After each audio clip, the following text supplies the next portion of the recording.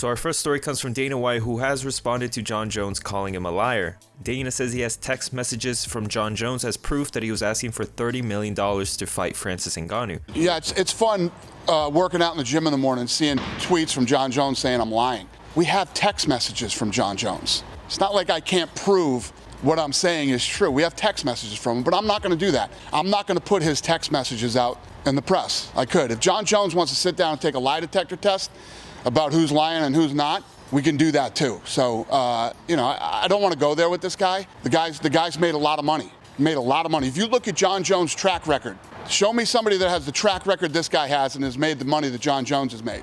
Doesn't happen. And it's not like I'm out here on some smash Jon Jones crusade. I like Jon. I'm the one actually saying there is no debate. There is no argument. He's the GOAT.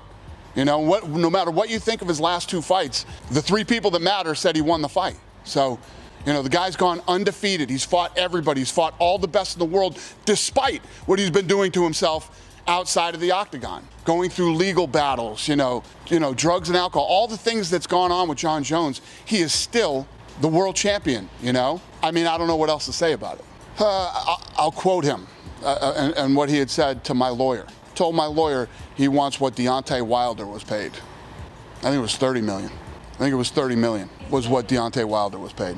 Jon Jones responded to Dana and reached a boiling point. Here's what he said on Twitter. If you're going to stick to these lies, I'm going to stick to defending myself. Please have your lawyer Hunter Campbell release those text messages. Don't be a fucking liar. My reputation has already taken enough hits. I don't need this bullshit, Dana. I never asked for Deontay Wilder's numbers. And how about since Deontay's making $30 million, we settle for half of that, since you said I'm the GOAT and everything. I don't even make half of what Deontay Wilder makes. If my reputation causes you to undervalue me this much, just go ahead and release me from my UFC contract altogether. I'm sure some promoter somewhere will be more than happy to pick me up. And if I wanted to compare money to someone else, I would compare money to my brothers. I see firsthand the way the NFL treats their champion athletes. There's a huge difference. I've kept my mouth shut my entire career. Do I make 5+ per fight? Yes. Should I stick to that number for my super fights? No. If you don't agree with me, you just don't know business. I certainly did not ask for 30, never even threw out a number. Let me know in the comments, who do you think is telling the truth and whose side are you on? Our next story comes from Jorge Masvidal, who gives his thoughts on Colby Covington leaving American Top Team. Speaking to Ariel Helwani, Masvidal says Colby will never win another fight again after leaving the gym.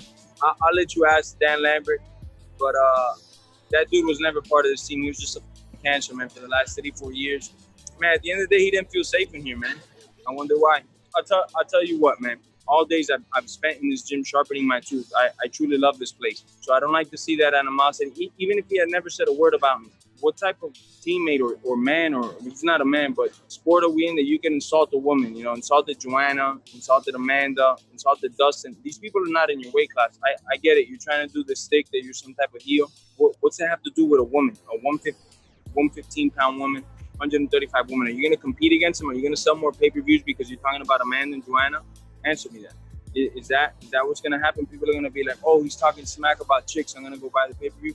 And it just sets such a bad example of our team and our sport. So him not being associated with us no more, they've already removed all the pictures of this coward here. He's off the website. It's like he didn't even exist from here.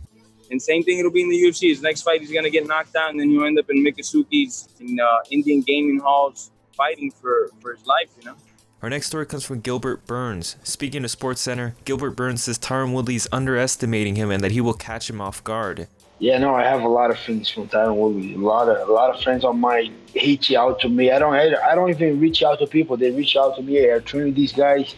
It looks like this, and that, And I saw a couple of things. He's saying, like, the way I see it, he thinks he won the fight already. He thinks he had a bad night on his mind, but it was a very bad night for him, his last fight. And I've been working hard. I've been doing my fights. I've been doing my job, and I can't wait for Saturday. But I think he's underestimating me so much that I'm gonna shock him by the second round. He's gonna be like, "Yo, that guy gonna keep coming."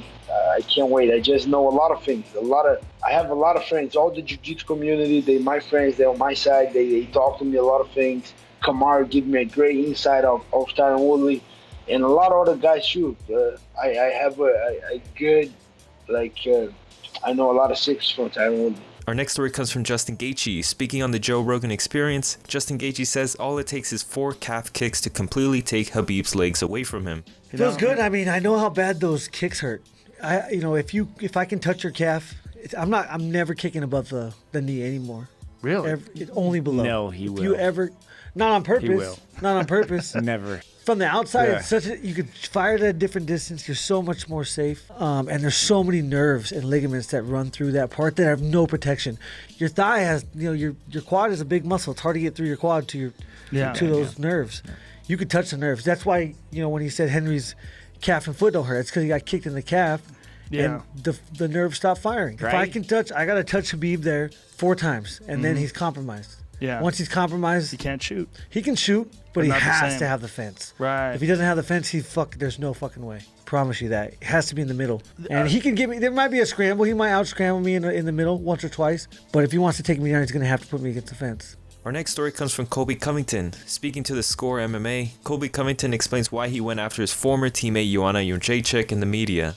She wishes we'd be together, James. She was begging for my attention for Colby Chaos Covington, America's champ. Sliding in my DMs on the regular, begging to go on a date, begging, oh, Colby, please let's hang out, let's be friends, let's go on a date together sometime. So, there's no conflict of interest at Ballinger. No one can say anything to me. This is my business. I do whatever I want. I speak freely. No one's going to tell me what I can and who I can't say about. I mean, I'm being honest. She came at me first. There's no reason that Joanne should ever be mixed up in all this, but she wanted to come at me for no reason. She wanted to drag my name through the mud, James. For no reason. I never did anything to Joanne other than not respond to her DMs because she was DMing me like every single day because she wanted to hang out. Girl, you're not a 7.5 and up. I have standards. I said that. That's the Nerd Bash code. There's no nerds and no virgins that are safe, and we have strict standards, and we live and die by the code, James. 7.5 and up. If you don't have a 7.5 and up, you got to live and die by it.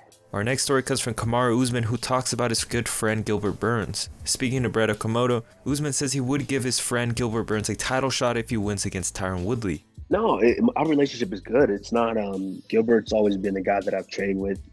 Respect very, very well. He's similar to me. We do the same thing. We love what we do. We go and we train and we love our families. That's what it is. Like, it's understood. Whenever that ever comes up, when we have to fight, who am I to tell a man that you can't change the landscape of your life, your family's life?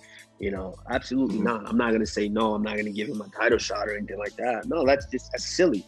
Me, him, and Vicente, we're kind of in that same boat. If it comes down to it, we have to fight. Absolutely, we're gonna fight. And then at the end of the night, I'll buy you a beer if you want a beer or a drink. Like, simple as that. No bad blood in any sense and of all that. If we have to fight, then we have to take care of business.